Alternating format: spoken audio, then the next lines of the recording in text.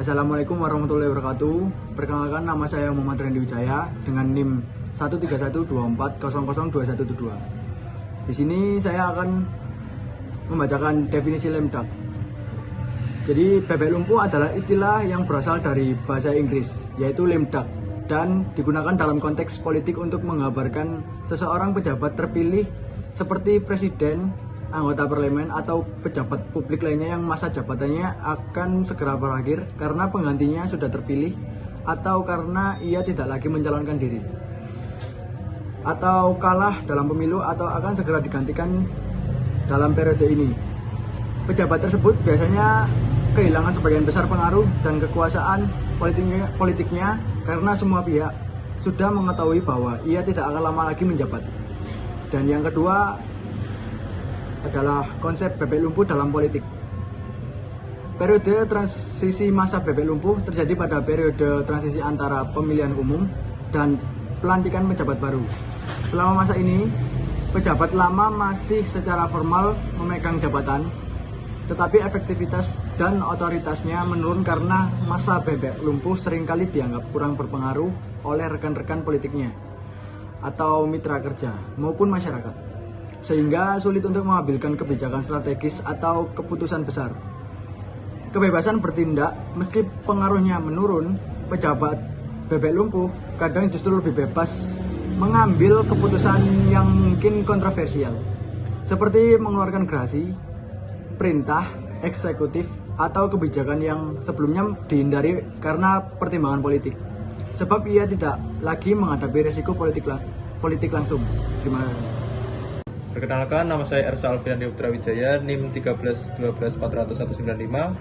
Di sini saya akan membahas ciri-ciri masa lemdak.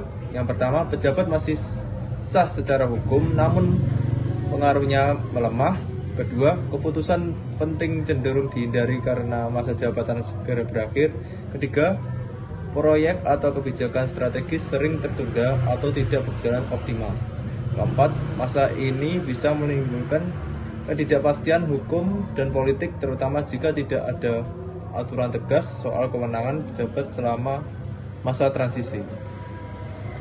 Jadi, siapa yang berkuasa saat lemdak terjadi?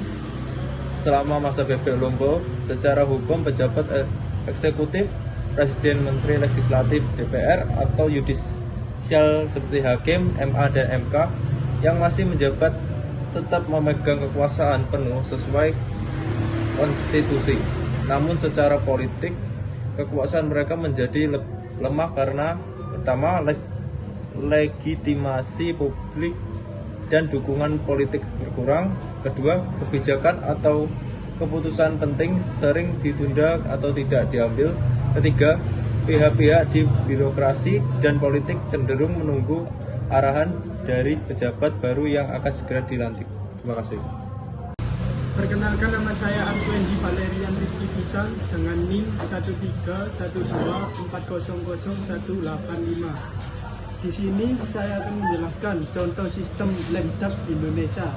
Seperti di DPR, fenomena lemdak terlihat saat masa akhir jabatan anggota legislatif yang sudah tidak memiliki mandat penuh tetapi masih aktif membuat kebijakan yang seringkali kontroversial dan dianggap kurang transparan. Contohnya adalah peningkatan aktivitas legislasi DPR menjelang pelantikan anggota baru, seperti pada periode pergantian DPR 2014 sampai 2019 ke DPR 2019 ke 2024.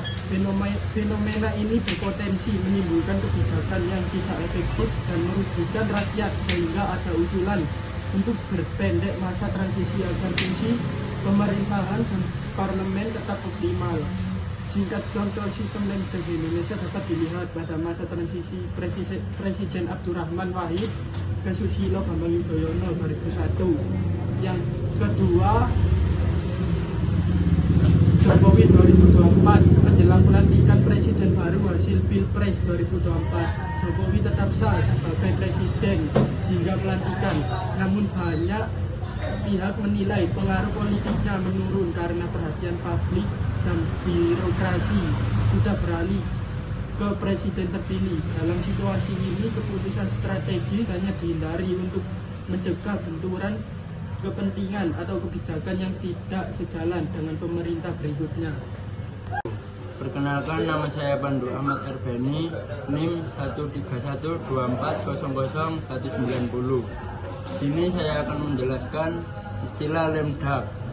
Istilah Lemdak atau bebek lumpuh awalnya diterapkan di Inggris pada abad ke-18 untuk pengusaha bangkrut yang dianggap lumpuh, seperti burung-burung yang terluka karena ditembak.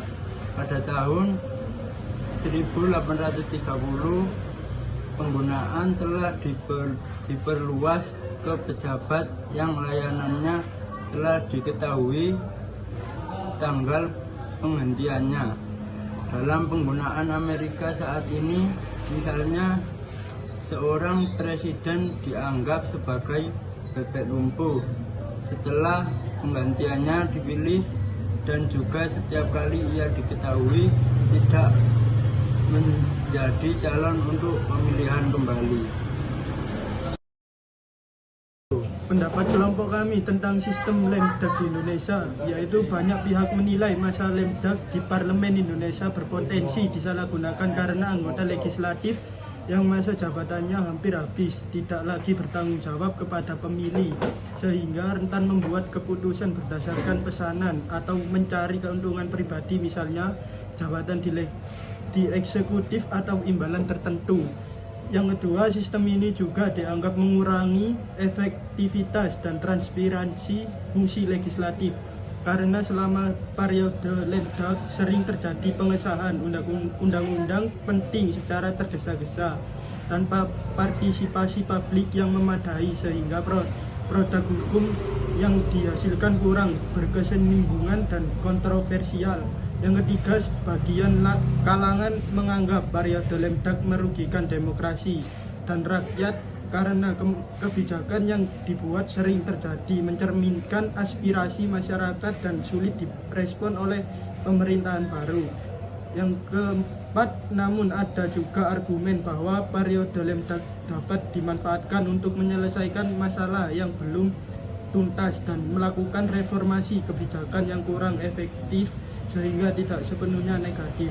Yang kelima, oleh karena itu banyak usulan untuk memperpendek masalah transisi dan membatasi kewenangan legislatif selama periode Lemdak agar mencegah penyalahgunaan kekuasaan dan menjaga kualitas pemerintahan yang demokratis.